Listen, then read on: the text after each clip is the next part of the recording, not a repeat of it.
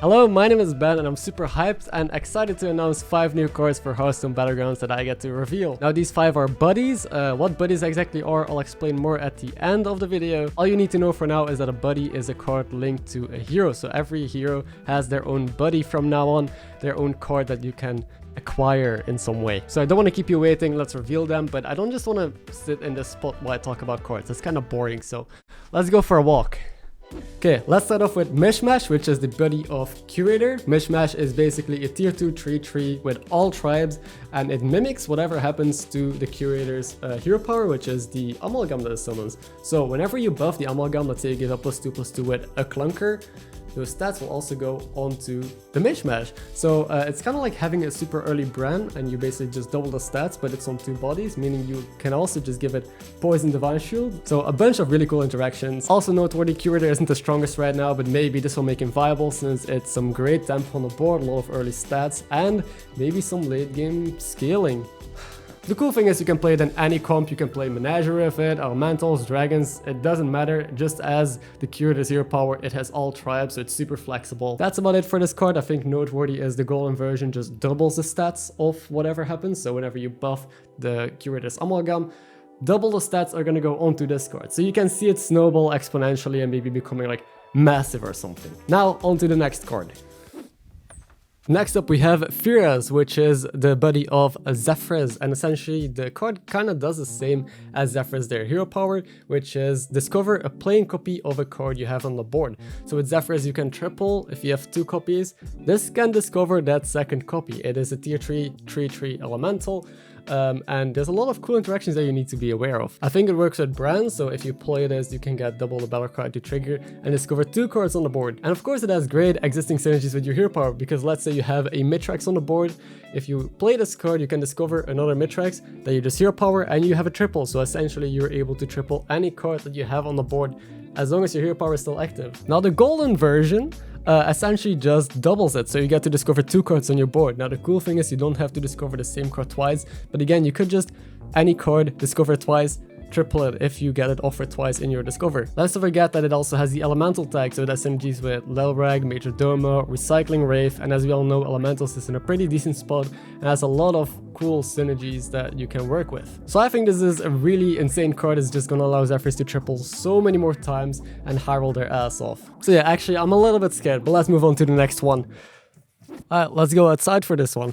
Flurgl's buddy is gonna be a tier 4 7/5 Murloc called Sparkfin Soothsayer. Also has a battlecry effect and it replaces all the cards in the shop with cards of the same tier but Murlocs. Let's say you have some tier 2 and tier 3 cards in the shop, they will all transform into Murlocs of tier 2 and tier 3. Now the golden version is gonna do the same except for a tier higher, so if you have a tier 4 Murloc, it's gonna transform I think into a tier 5. Now this is okay, I don't think it's super amazing because Flurgl can already get Murlocs with the hero power consistently, so where it shines is that you can kind of know what you're getting. If you get your 4 Murlocs in the shop, you get Lookouts, so that is an amazing card if you already have a brand, for example. If you have tier 6 cards and you play this battlecry, if you hold on to it and play it, if you have a couple 6s in the shop, you get guaranteed Amalgadons because there's no other Murloc on tier 6, so you can just farm Amalgadons this way. That is actually really scary, and late game Flurgl might actually have some real cool high roll potential now. On tier 5 it gives you Sephins and McGurgle, so that is insanely good. You could play it early for tempo. Tier 3 has a lot of buffs, you guarantee that you can get some amazing Murlocs. The longer you hold on to it, the more crazy shit you can do. So overall the card seems a lot better than I initially thought, because you know, you don't really need it to get Murlocs, you can cycle a lot of Murlocs anyway,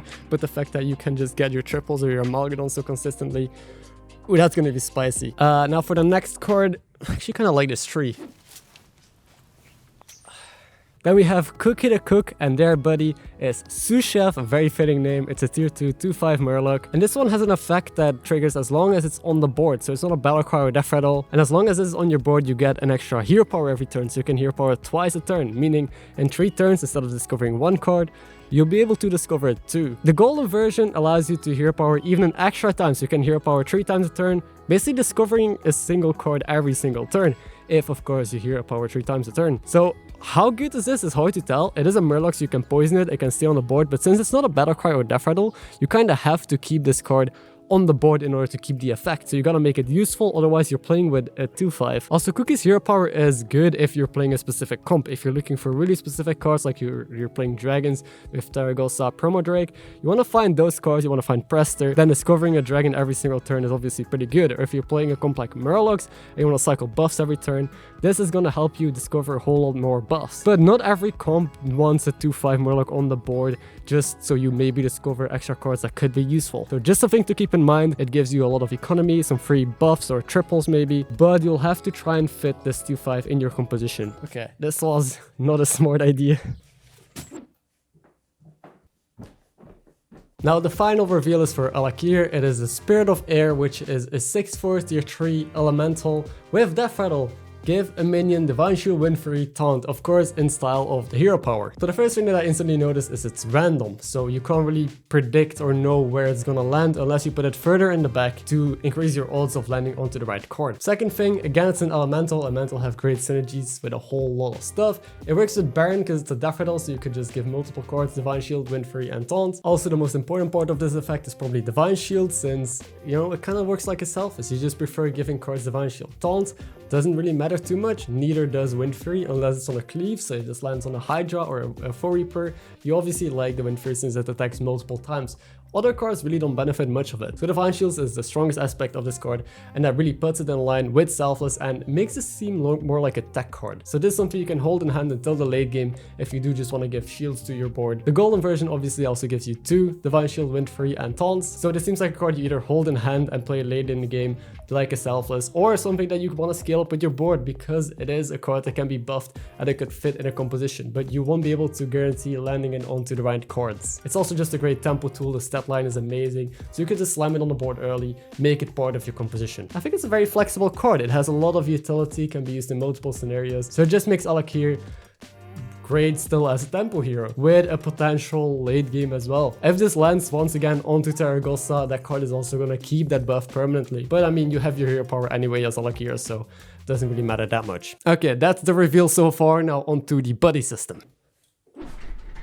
I'm back. Hope you enjoyed those cards and the reveals. Let's talk a bit now about the buddy system and how that exactly works. So before I do that, if you do enjoy high quality Battlegrounds guides or gameplay stuff like that and you're enjoying the video so far, don't forget to subscribe if you're new to the channel, and you'll get to see more. Essentially every hero now has a buddy meter which just fills up by doing certain things, and as soon as it's filled to the halfway mark you get your first buddy, and if it hits the second mark you get 2 more, so you get the tripled version then. It charges up by dealing damage to enemies, popping Divine Shields, entering combat, so you passively gain some growth on the meter every single time, or winning or tying a combat. So you will always slowly fill out your meter, but of course if you win your fights, deal more damage, you're gonna fill it out faster. So this might lead to some tempo stuff early on, to people actually wanting to be strong to just get their minion, if it is gonna end up being really important. Now it is capped the amount that the buddy meter can fill up, so you can't just get it in one turn, for example. But if you want to know the specifics, I heard that RDU made a video about that, so you can check it out. I'll link it down below. I'm definitely gonna cover more of this stuff in the future and go in depth into the entire update as soon as we get the patch notes, and yeah, I'm super hyped for what's to come. I hope you are as well. Thank you for watching, and I'll see you in the next upload. Have a good day.